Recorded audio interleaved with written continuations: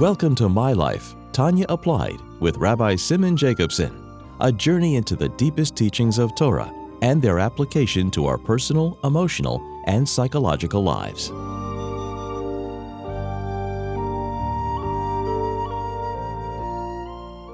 good tavach, a good week.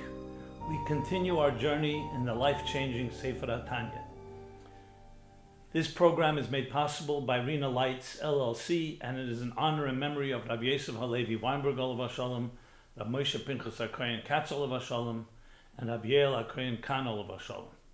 It is also on the schus and merit of Rabbi Zev Yecheskel HaKohen and Risha Katz Le'edech Yomim B'Shanim Tevis for many long, healthy years. We're in the middle of chapter 6 of Tanya, coming to the second half, or the end of the second half of Perek Vav 6, where we're talking about the other side. Sitra Achre literally means the other side. What is the other side? The other side of Gedusha. So holiness, sanctity, we explained, is essentially an entity that's completely dedicated and absorbed to channel the divine godliness into this world. So in the language of Tanya, it's bottle. Since it's bottle, which means it is suspended itself to be a channel of something greater than itself, so that's called Gedusha.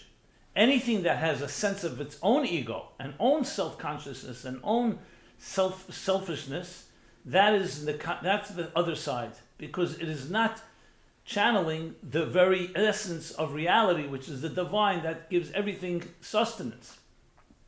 But God wanted it that way. He especially created it that way. Created, as he explained, through tzimtzum, through a series of progressive concealments, level after level, as the Alter Rebbe spelled out, and we learned in the last class, that the energy comes from B'chinas Acharayim, from the backside, which means a very narrow flow. That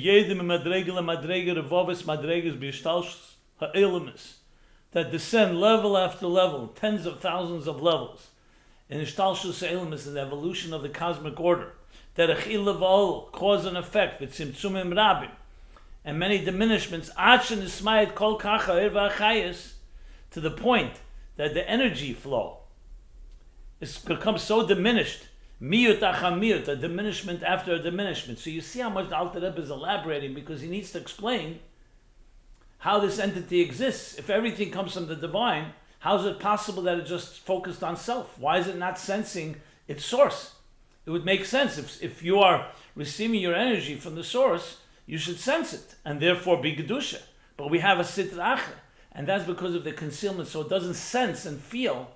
It feels its own independent consciousness, not the divine.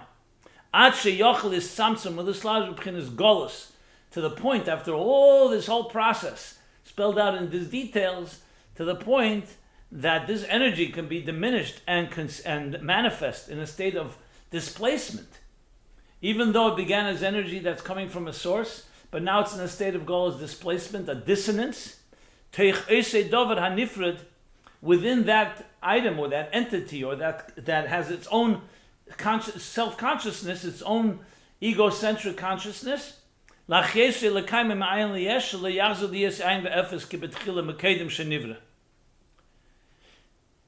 it's able to sustain it, even though in a sense it's defying its very source, by ignoring it, by denying it, by saying, I exist. Whereas a true entity recognizes, yes, I exist, but I exist only as an extension of my source. Here, it has its own self.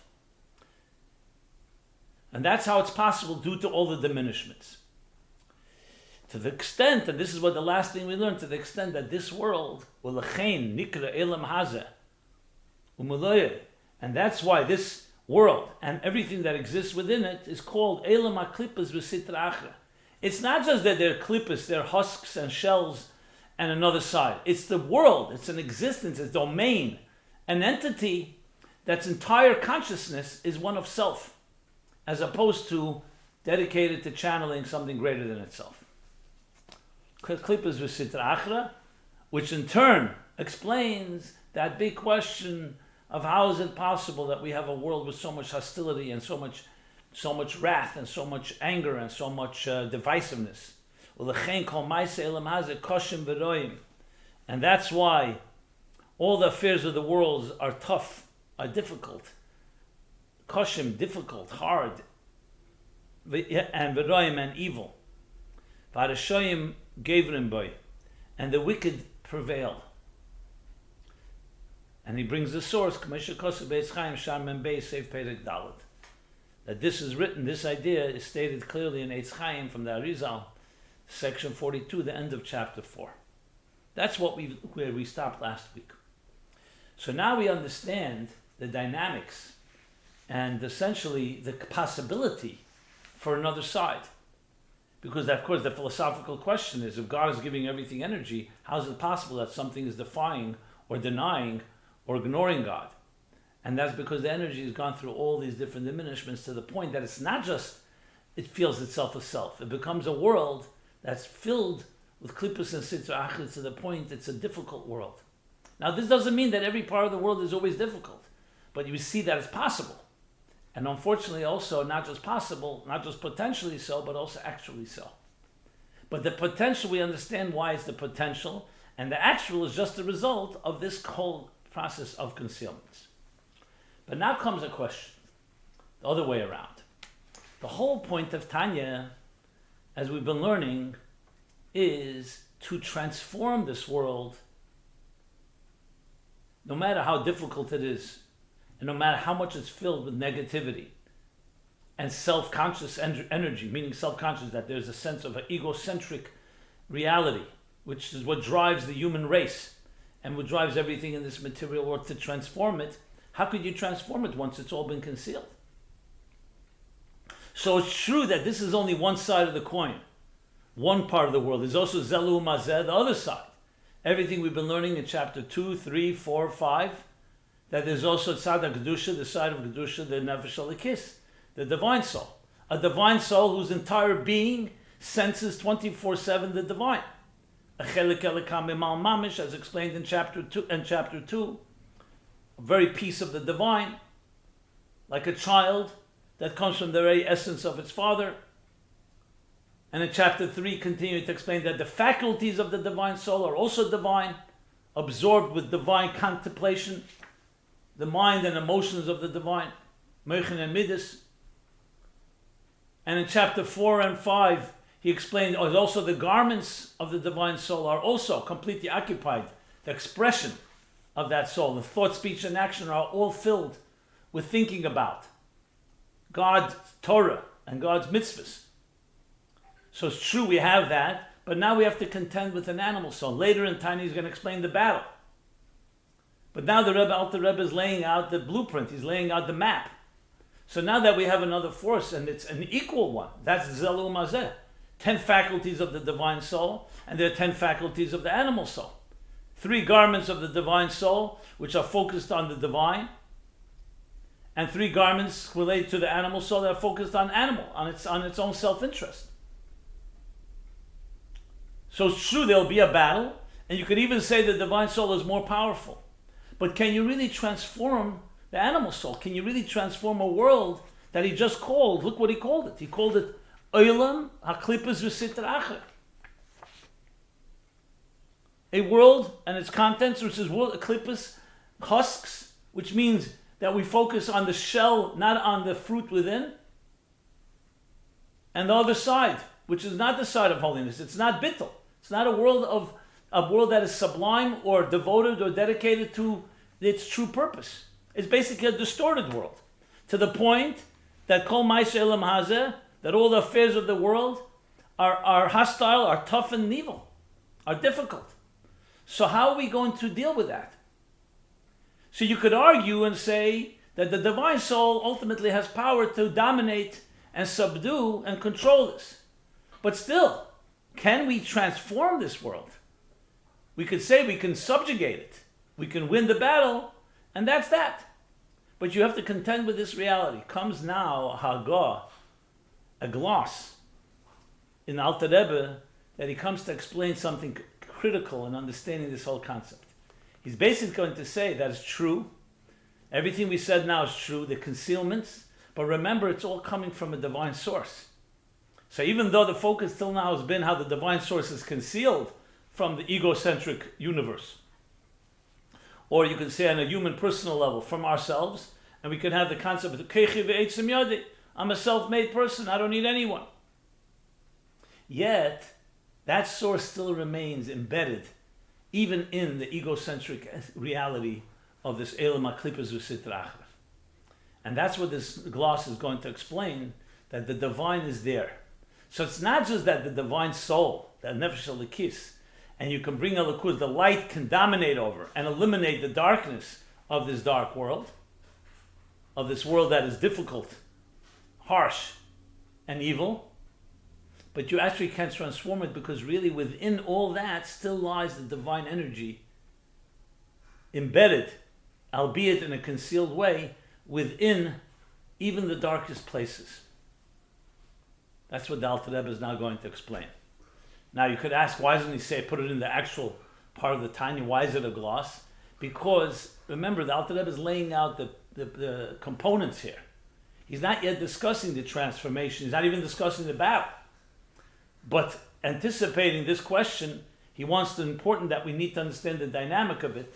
So it's not tangential, because it's a deeper explanation, but it's put into a gloss in order to explain and preempt the issue that I just addressed that will later be vital in understanding how we transform. So let's read now the gloss in Tanya. So here's what he says. So this gloss comes on the words Be'etz Chaim Sharma and Beis Seif Perek Daled, the end of this section, where we just defined what the world is like: a dark world, a difficult world, a tough and evil world, Klippos V'Sitra Achra, and to the point that the wicked dominate and prevail. So he says, Im hayes, and nevertheless, however,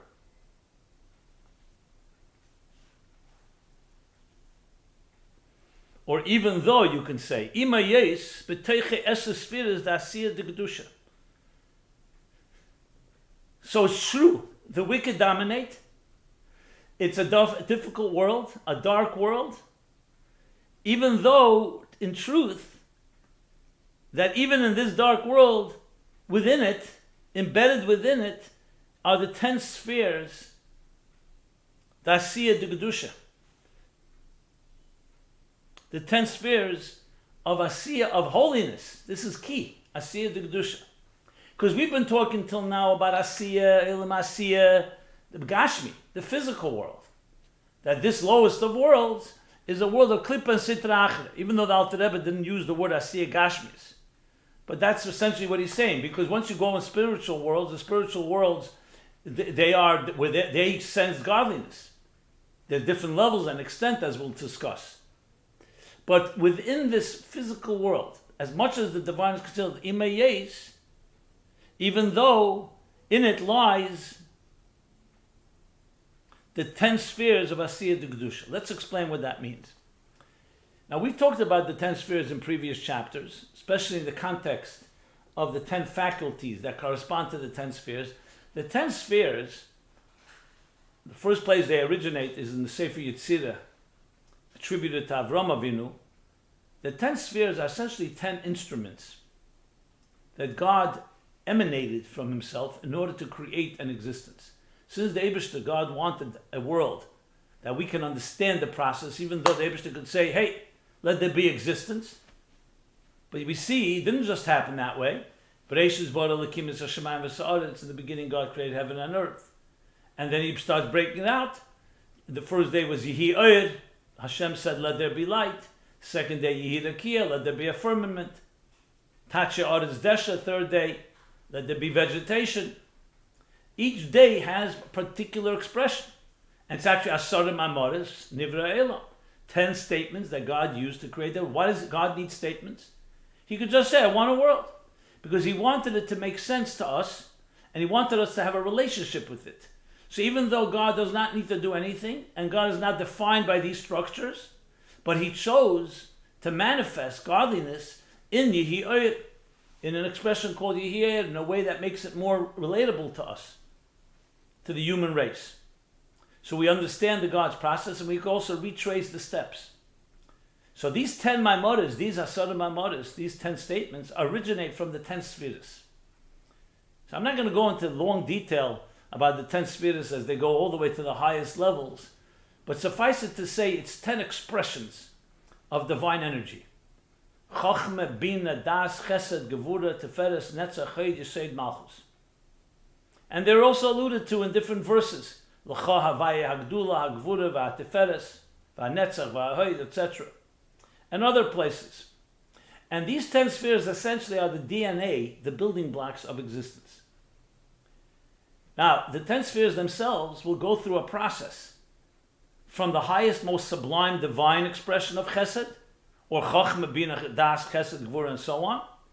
And then they begin to become enclosed in more garments, and that's the difference between one world and the next. So we say Atzilus, and then Bria, and then Yitzir, and Asiya. You're basically talking about 4 stages, 4 dimensions, that the same 10 spheres are going through these stages. Think of it this way. A teacher is teaching a pristine, pure idea, but the students are of different levels. So he needs to dress up the idea in different garments, different examples. So the higher level students, he dresses up in one garment, and that's enough. For lower level students, he needs to give more examples. So the same very force of the ideas that are coming from the teacher are just coming down to each one according to their needs. The same thing in this case. The 10 spheres carry the divine energy. And in each world, there's a question of how much of that energy is prominent and how much of the containers, or you can say the garments, through which we receive the energy are dominant. And that's the balance. A good teacher knows how to create a perfect balance, to use the energy and the container. It's like conveying words. Think of words that I'm using right now, or words on a page. Those are like containers. They're the way you express. But there's an idea that's being expressed through these words. A good communicator or a good writer is someone that knows the balance of an idea, the concept, and how to express it in the right words, not too many words and not too few words, that the student, the recipient, can appreciate it and integrate it and not be overwhelmed by it or be underwhelmed by it. So that's the stages of the sphere. So he's now going to explain exactly that. So even though, we'll go the other way around, it's called the Klippus and Sitra Achra, a world where the wicked prevail, a world, a difficult world, an evil world, with evil and wicked, tough and evil, Kashim V'Roim, that all the affairs of this world are that way. And we explained what that means. All the affairs, we know there are many good things in this world, but all the affairs of the world are capable of being this way, and unfortunately sometimes are actualized that way. So he said, even though in truth, within this world really lies divine energy. And what divine energy? The 10 spheres. Because what are the building blocks of this world? Despite the fact that this world is a dark world, it's the same building blocks that created all of existence. So B'teiche Eser spheres d'Asiyah d'Kedusha. Within it are the 10 spheres of Asiyah, which is of the 4 worlds, Atzilus, Bri, Yitzir, Asiyah. Like the Mishnah says, L'chvedi barosov Yitzatav Afasisov. So you have L'chvedi is considered Atzilus, barosov Yitzirtav Afasisiv, or in the morning in the davening we say, Neshama Shenasata Bi Taherihi. That's the level of Atzilus. It's pure, the soul that you've given me. Ata Barosa, you've created it. That's Bria. Ata Yitzata, you've shaped it. That's Yitzira. Ata Nafachta Bi, you've imbued it in me. That's Asiyah. Ata Meshamin Bekibi, and you protect it within me. So you see here a process, a progressive process of a soul coming down. The same is true with the divine energy that creates existence. That it's all through the 10 spheres, but the 10 spheres travel level by level to the point they come into Asiyah Gashmias, even the world that is considered a dark world, but within it lies the 10 spheres of Asiyah Gedusha, of holiness, even though we just call this the world of Sitra Achra. So in the Sitra Achra really lies Gedusha. The Sitra Achra just doesn't sense it. Since it doesn't sense it, so bottom line is that initially when we come in this world, all of it is concealed and we don't sense it. The Aveda of a person is to pierce this darkness and recognize and come to reveal those building blocks, the divine building blocks that are embedded even in the darkness of this hostile world. So the Rebbe doesn't say those words, but that's the whole theme here. So within it lies Esses Sfiras D'Asiyah D'Kedusha. U'K'moshe Kosev, Be'etz Chaim, Shar Mem Gimel. And he brings again a source from Eitz Chaim, section 43, chapter 1. Okay, so you could say, fine. So you have the 10 spheres of Kedusha of Asiyah, but that's not Atzilus. That's not Bria. That's not Yitzirah. That's not higher levels. And we want the transformation, not just the subjugation. So if it stops right here, okay, you can reveal ultimately the 10 spheres of the holy spheres of Asiyah. Alter Rebbe does not suffice with that. No, that's not enough. Then he continues, Ubetoich Esses Sfiras D'Asiyah Elu. Within these 10 spheres of Asiyah, of this lowest world called the world of action, Hein Esses Sfiras D'Yitzirah. Remember, the 10 spheres are not separate spheres. They're the same spheres that are just going down level by level, like the teacher that's conveying the same idea, just different garments. So now we also have within these 10 spheres of holy of Asiyah D'Kedusha, of the holy Asiyah, which lie within existence of Asiyah D'Gashmi, the hostile dark world of Sitra Achra. You have now the 10 spheres of Yetzirah. But he doesn't stop there. Ubetoichon Esses Sfiras D'Bria. And within them, you have the 10 spheres of the next higher level, the world of Bria. So we see here we're climbing. Basically, think of it like layers upon layers. But it doesn't stop. Ubetoichon, step 4. Esses Sfiras D'Atzilus Shebetoichon.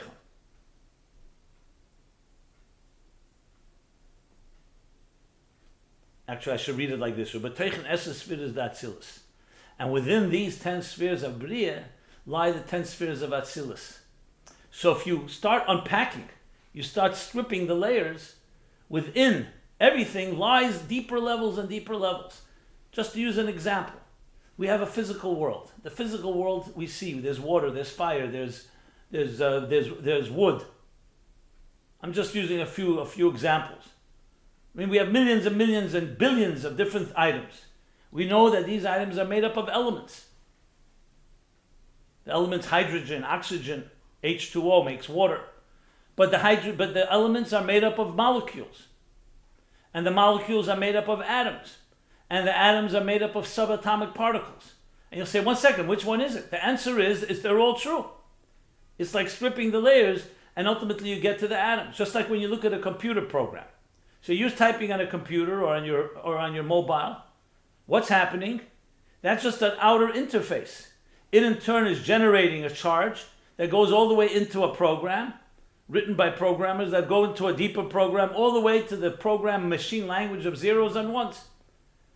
Though you may not be aware of any of these zeros and ones, because you're focusing on the outer dimension. So everything in this world has an outer dimension and there's inner layers. The Alter Rebbe here in this most eloquent way is explaining exactly that. So to use an example, when a person, for example, cries and tears come out of one's eyes, we all understand that just an outer symptom of feelings of sadness.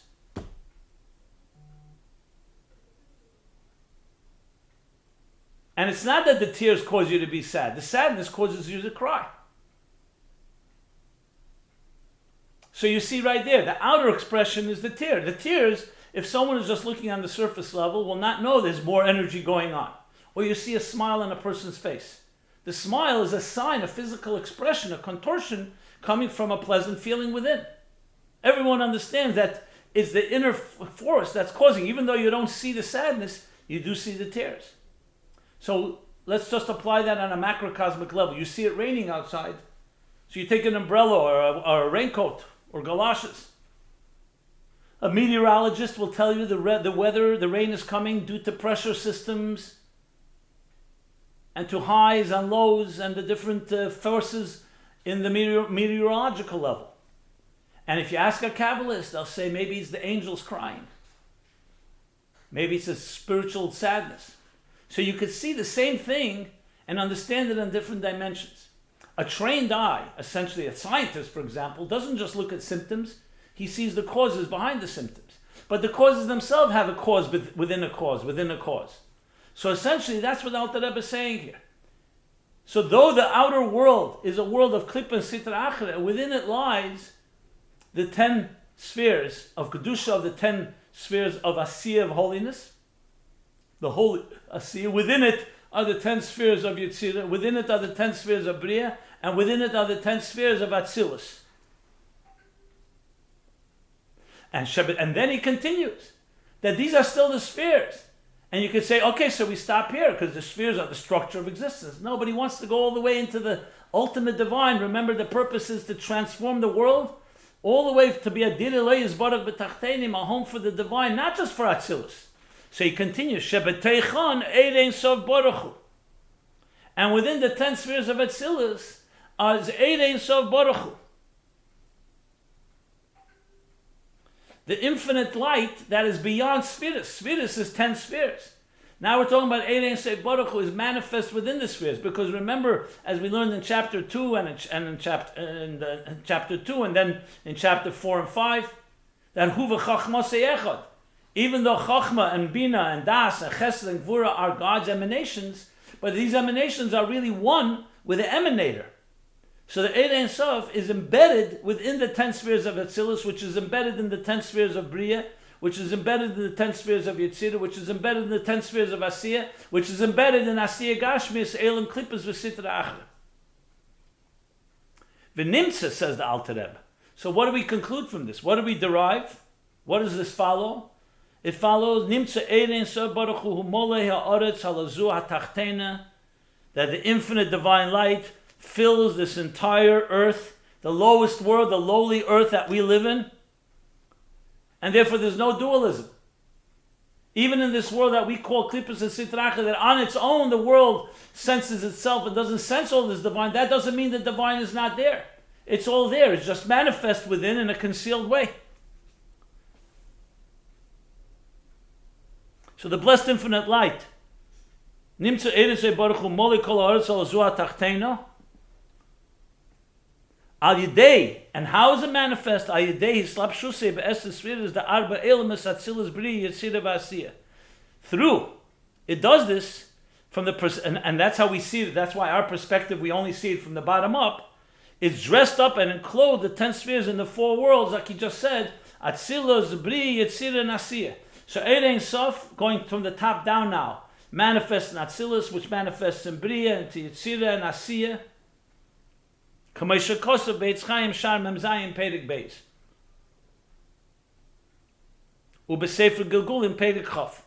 And that's how he concludes the gloss. He brings now the source that this is all written in Eitz Chaim, section 47, gate 47, chapter 2, and Sefer Gilgulim, another book from the Arizal, chapter 20. So here we see an entire way of looking at existence in completely different ways. The dark world.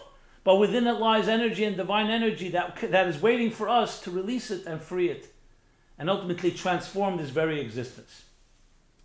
And we'll stop here after the gloss. A good tavach, everyone, a good week. Go to TanyaApply.com where you can find the archives of all these programs and also submit any of your questions. Be well. This has been My Life Tanya Applied with Rabbi Simon Jacobson. Please join us again next week. Visit ChasidusApply.com for archived classes and more resources.